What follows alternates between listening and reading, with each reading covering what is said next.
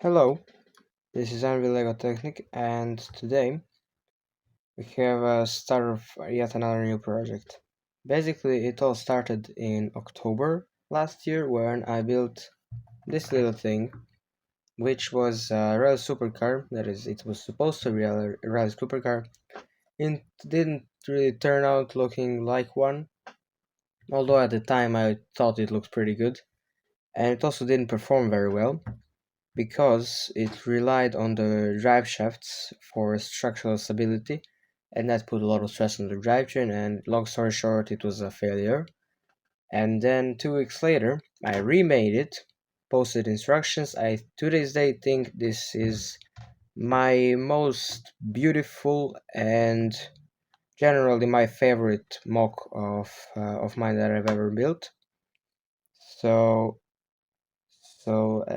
in February, I tried to rebuild it with all-wheel drive instead of rear-wheel drive because that caused a little bit of traction problems. That attempt looked not so good, but it drove a little bit better. It had a little bit better traction and a little bit better off-road performance, but it still lacked a little bit of torque. So as you can see today, I'm gonna fix that issue by using double the motors. And I'm already running into problems despite not yet starting this thing.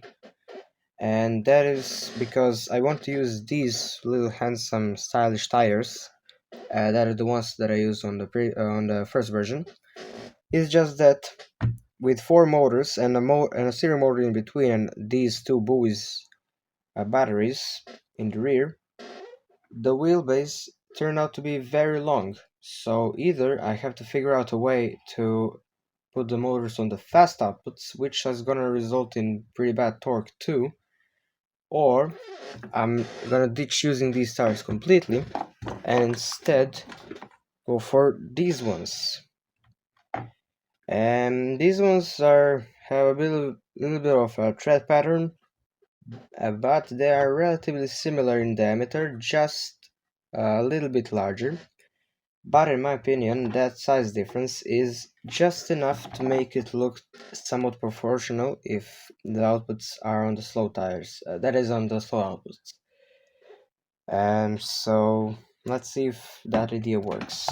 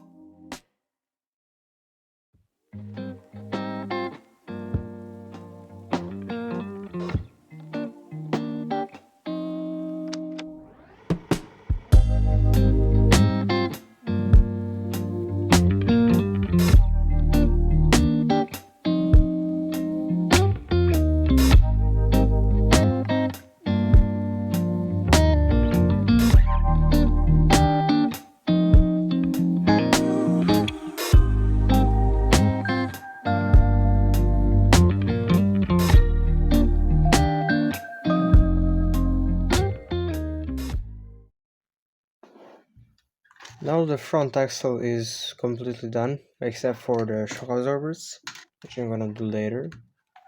I have realized that it is in fact possible to make the drivetrain work on such a fast output oriented setup. Now our biggest concern is whether this will be enough torque to make it go over terrain, potentially climb hills or stuff like that, though maybe not, because I have built bigger models with a lighter bodywork probably than this, and also driven by the slow outputs, and those models could not climb hills. So our goal to reach here in terms of torque is going to be probably sand or gravel. If it can go over that, I'm satisfied.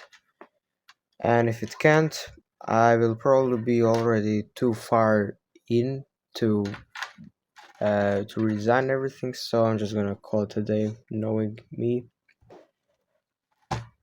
But this is what the actual axle looks like. And as you can see, I used a solution that I saw in one of Zerobrix's mocks, the Audi S1 namely. And as you can see, it uses... Oh no! Sorry about that. Anyways, as you can see, it uses these things, these rings, together with ball toe ball things and these tri-tip things as well, to create a CV joint that is a lot narrower and also very heavy duty than the regular ones, very one side narrower, which matters a lot because as you can see the axle is already very wide for these wheels. So if you were to make it another 2 studs wider, it would just look ridiculous. So in conclusion, that's what it looks like. Also, as you can see, the steering knuckle is a little bit long, and normally this would be a little bit of a bad thing because that means a low turning radius. As you can see, that is a low steering angle. However, here it's good because it increases precision. A longer lever means way less backlash.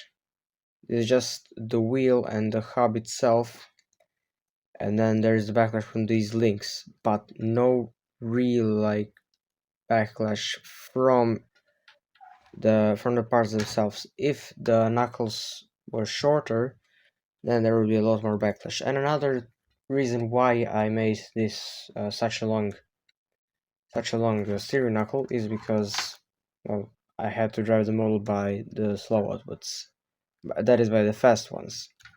So this is pretty much the only solution for me. And by my calculations, I think there's gonna be enough space to make an interior and it still look like proportional and center engine layouted as the first version did, because I'm just obsessed with the look of the first version and I want to achieve something similar over here. Wish me luck. Now I'm gonna build the second axle.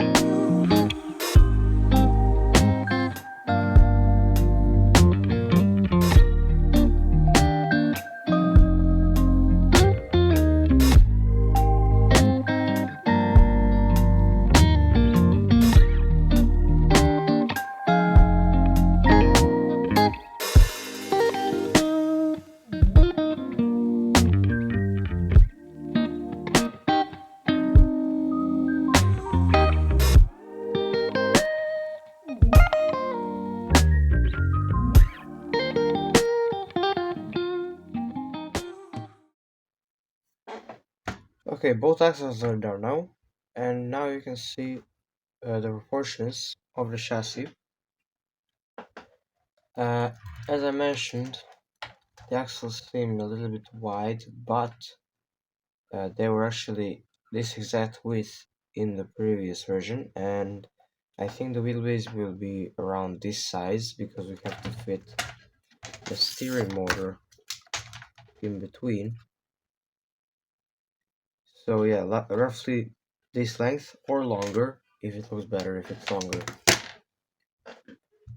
And I might have to like lengthen it a little bit in order to have a more mid-engine look like the first version did, because if I make the seats then they're gonna be kind of like this, and if I put the motors over there then it wouldn't look as good as it would have if the seats were to be at um, at a closer position to the front wheels and a farther position from the rear wheels. But we can't get them any closer to the front wheels, so we're just gonna get them farther from the rear wheels. But none of that is for sure, we will see. And now I'm gonna connect the chassis and install the shock absorbers and the steering motor and the interior and all that. See ya.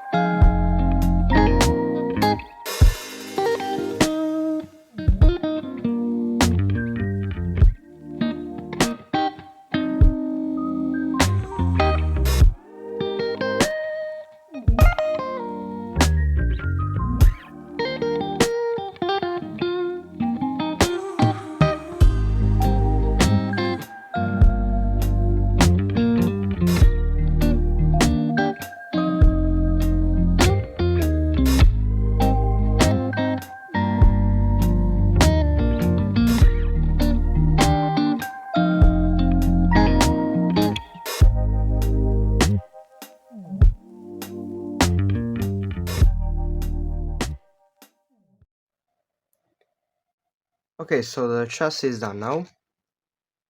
Sorry for the shaking of the camera stand, but it is what it is. The chassis is done. It got some pretty nice bouncy suspension, especially in the rear, and it's very soft, which means that it is really flexible. I did run into a really little problem, which was that the buoys needed a firmware update, so I updated the firmware, and the last time I actually tried to update the firmware of my buoys, I had a little bit of an issue which lasted for 2 months until a new version of the app came out, although the circumstances were a little bit different at that time, and they said that they fixed the issue, so hopefully nothing similar happens this time. And the chassis performs fine indoors, although, as it usually is with these really fast models, you cannot really test its full capacity indoors because, for one, there is no rough terrain, which is what this chassis is sort of made for, and for two, it's just too fast for a tight space like my room. So I was slamming into stuff constantly, but I did test the fact that there is enough torque to go over terrain, at least for now. Hopefully the heavy bodywork does not really hurt the performance that much. Sure will a little bit, but hopefully not much. The only big problem here is the ground clearance, which is a little bit more than two studs. That is exactly one index finger of ground clearance. So I don't know how to fix that because the backlash of the parts No matter what I do, the backlash of the parts just kind of brings it down a little bit. So 2 studs it is. I think the first version also had a similar ground clearance. The second version had a bit larger ground clearance, but that was a larger model in general. So, and generally, this model is a lot more similar to the first version than it is to the second version. You can see the rear suspension is built the same, except for the use of Audi hubs instead of regular hubs, and also except for the fact that it has another 2 motors in the front and another buoys over here. But the structure of the rear suspension, for example, is the exact same. The driveline system is the same, the wheel size is the same, the placement of one of the buoys is the same. I'm just basing most of this chassis on the first version. So now I'm gonna add the seats, the interior, and that's it.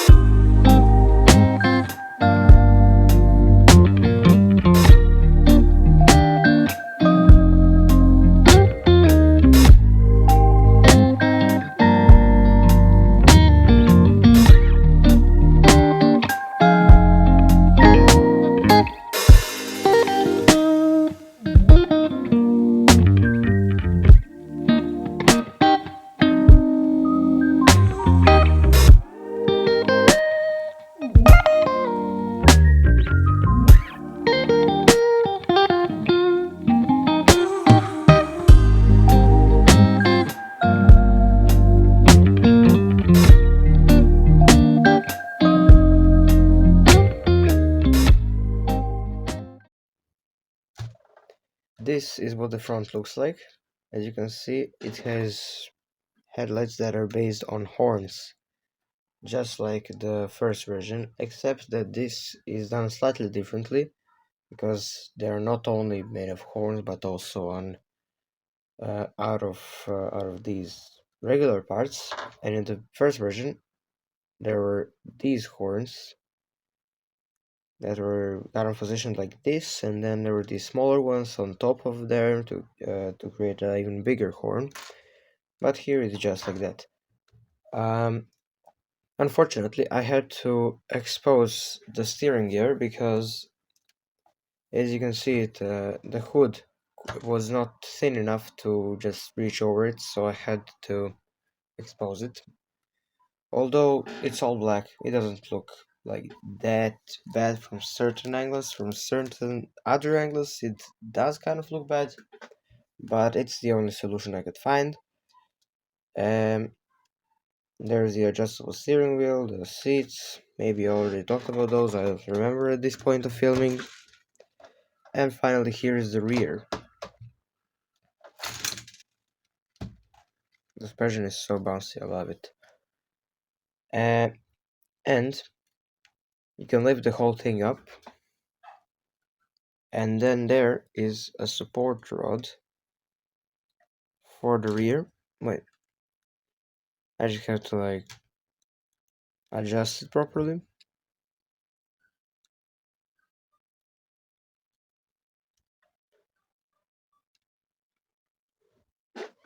And now the rear is held up by a support rod. That's it. And I also made a little fancy linkage here, which is connected to the mud guards, so that they swivel together with the with the engine cover. I believe the 88 the 888 also had a similar linkage for its rear cover, though I'm not completely sure. And I think I think I did a good job in the rear. I like the headlights, I like the exhaust. It looks a little bit aggressive, which is a good thing to me. And it also has these connectors to create some additional texture. I also like that. The front looks a lot more smooth. It looks like a little bit like an electric car would, I imagine. Which is in contrast to the rear, but I think they go relatively well together from certain angles. And that's the progress for now. Also, there's this little axle here in the back, which can turn on the rear buoys, and this one can just be turned on like this, just with your finger. And I also want to install these things over here to create a sort of radiator vent thing. 3 of these per side in the front. And as for the doors, I want to have either scissor doors or butterfly doors. Probably scissor doors are more simple to make. So we'll see. Wish me luck.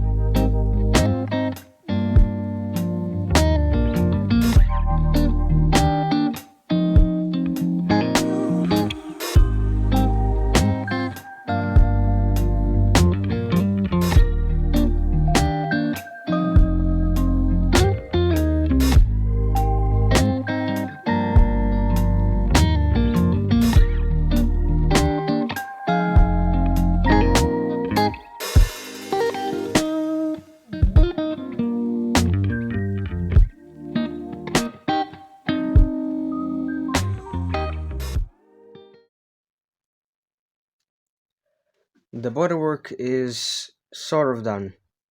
So after looking at it for a little bit, I realized that the front is way too short. That is, the nose is way too short.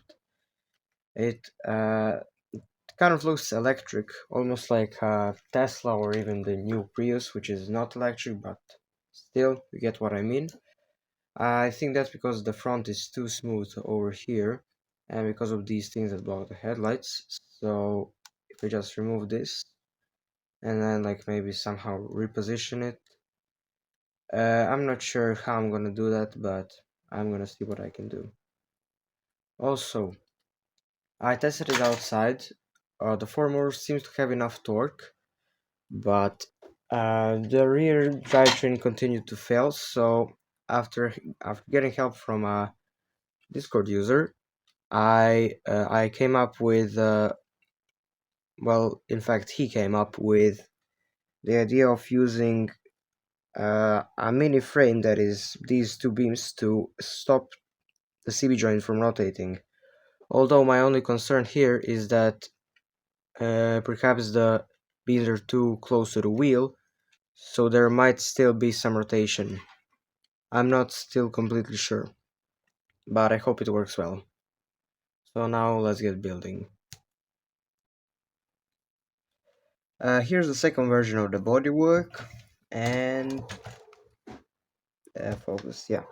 Here's the second version of the bodywork, and as you can see, I have lengthened it by two studs, or maybe one stud. Yeah, one stud. And I have also decreased the size of the horns here, which I think it looks more natural.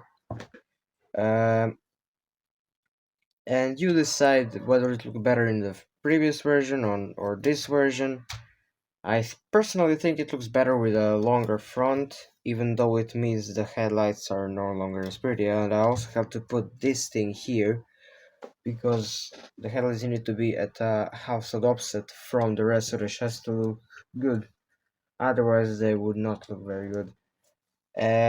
Also, since the doors had to be attached using axles with a stop, I had to incorporate these links here, which are on a friction pin, axle pin in fact, and that resulted in a cool feature when you can push this lever and the door just springs up, and I can do the same thing on the other side as well.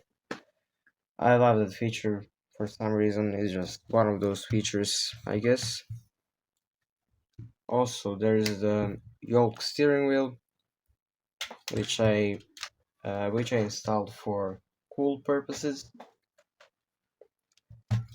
And I think I forgot to mention this earlier, but there are these two parts that you can take off, and then you can open the rear, and then when you close the rear, you can put them back in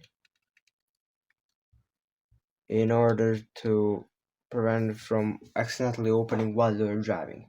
And speaking of driving, uh, yeah, the fix suggestion from Discord, it worked. So after I tested it outside again, it performed very well, and the four motors make it basically very powerful, and it can easily go over any type of terrain, even gravel. I think I haven't tested it on gravel, but it has more than enough power according to my non-existent calculations. It's just what I think it can do. But I did test it on pine needles and leaves and grass and not so tall grass, and it performed fine on all those terrains. It was very pleasant to drive, very easy to make it drift on loose surfaces like pine needles. Uh, on smooth surfaces, I don't really like how it performs, mainly because it's too fast for me to catch up with it. I really have to like give it my best when I'm running after it. I'm basically chasing it when I'm driving in a straight line. And if I try to turn at a high speed a little bit too much, then it's gonna flip over. Uh, but in general, the model works very well. I think it looks a lot better than the second version, and I think we can all agree on that. The second version didn't look good at all.